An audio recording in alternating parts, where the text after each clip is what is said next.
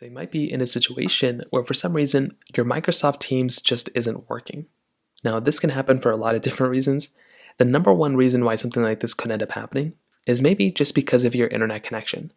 So what I'd recommend doing here is to go through and just double check your internet connection on the device that you're on. Whether you're on an iPhone or Android, or you're on like a PC like a Mac or Windows PC, you just want to double check your Wi-Fi connection, double check your internet connection, maybe turn off your Wi-Fi and turn it back on, and you want to see if that ends up fixing the problem. Now, if that doesn't end up fixing it, you might want to see if there's actually an update available for your Microsoft Teams application.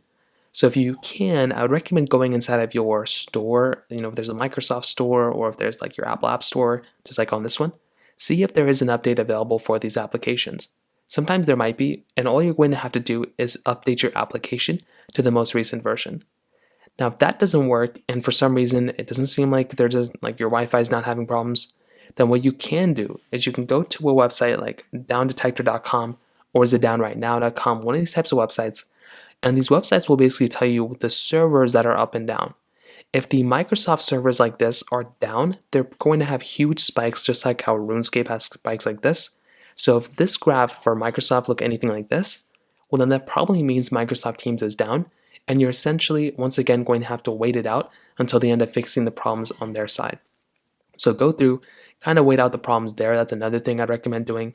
But if none of those things end up working, you might have to go through and see if you can access Microsoft Teams via your web browser.